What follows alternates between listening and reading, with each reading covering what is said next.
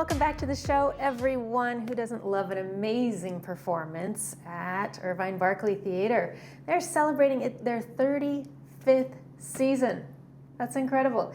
Here to tell us more is Director of Programming, Michelle Brower. Hi Bree. How are you? Doing great, happy to be here. Well, this is exciting news. Surely is, yeah. 35 years. Big That's 35th amazing. birthday bash.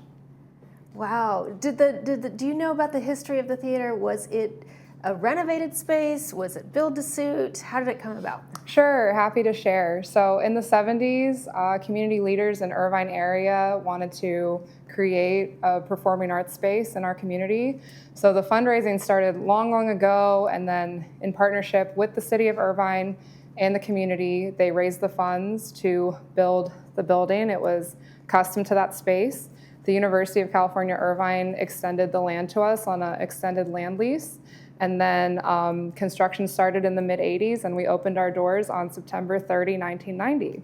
Wow, that's such a great story. And now, was it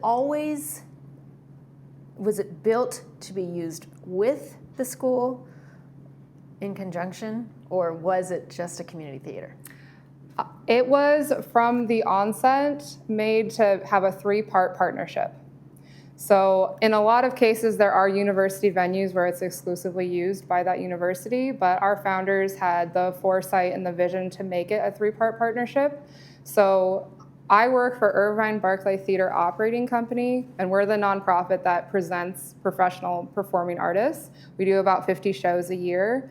And then the university gets a third of our use dates, and they present everything from drama, symphony orchestra, they do a musical, there's all kinds of lectures and special events that different departments organize as well. And then the community, it's completely open to different groups, whether it's cultural performances or youth dance performances or any kind of celebrations. We've had weddings before and celebrations of life. Yeah, everything under the sun. So any of the remaining dates are available for Irvine and the surrounding community to book. Fantastic. Do any of the students, are they inspired by the tour groups that come through and actually go off with some of these tour groups? Do you know? Let me think if I have a specific example. But we do try to integrate with the campus as much as possible. Through UCI Illuminations, they provide student tickets so that, you know, anyone with a UCI student ID can see a show complimentary. It's an underwritten ticket.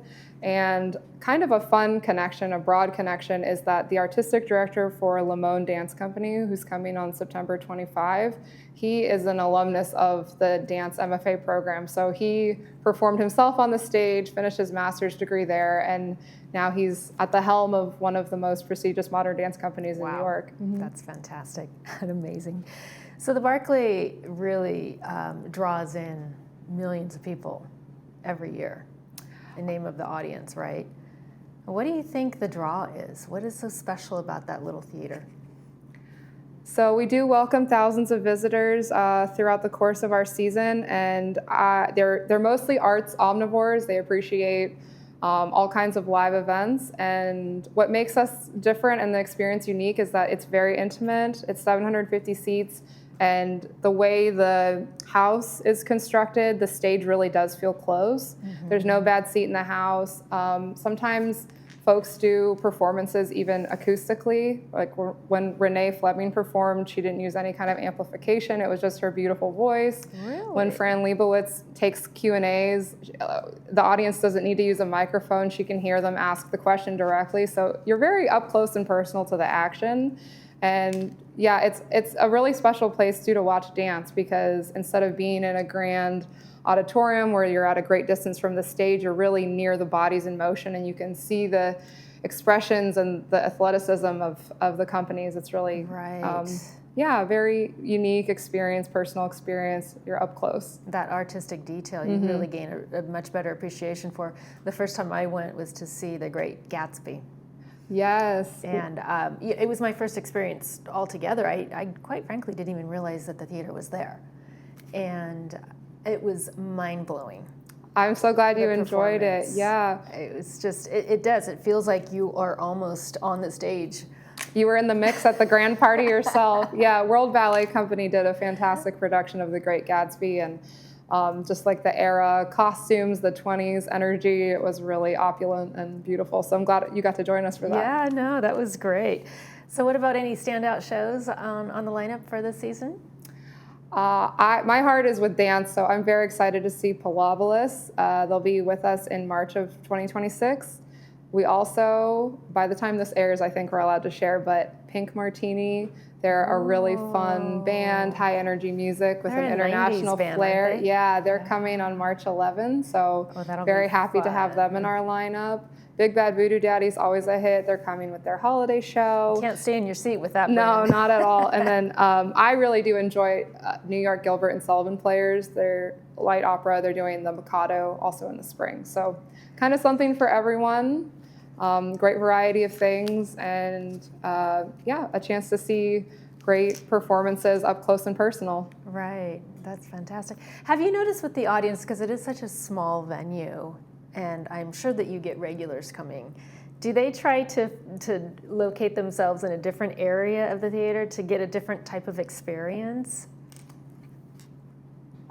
You know, I could see that having a strategy for some folks of like, oh, I like to sit further back for dance or closer up for a speaker, but just like in school, once you kind of pick your favorite seat, people tend to purchase that favorite seats.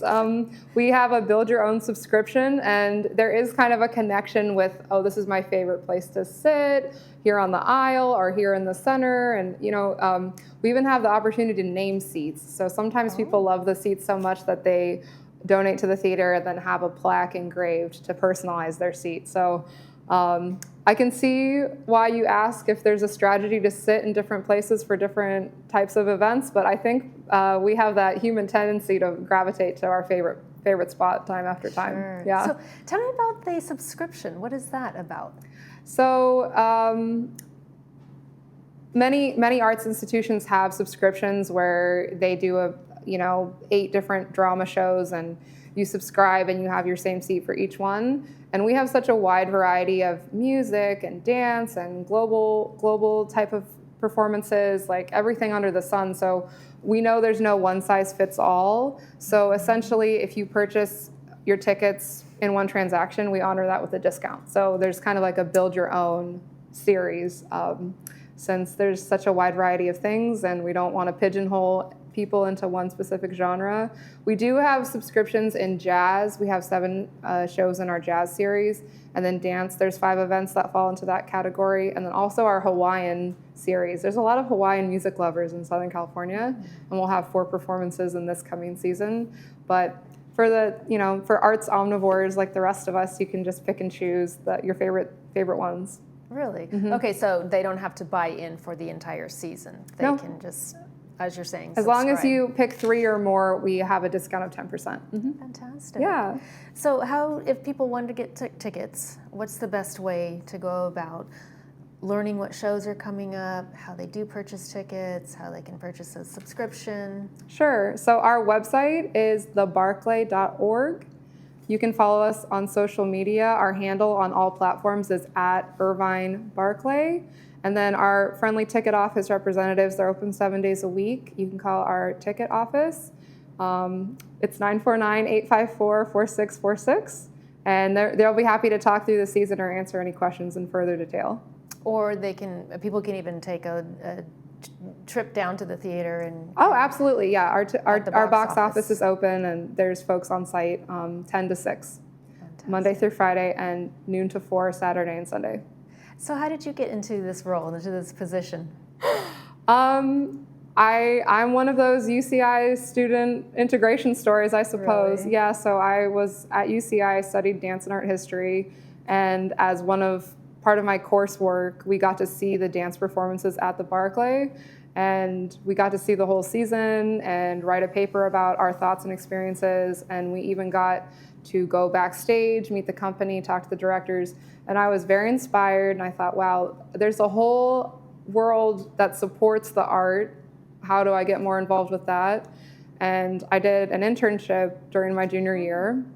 And then I graduated, I went off, I did other things, but I started working part-time in marketing back in spring of 2018 and kind of have worked in different departments ever since.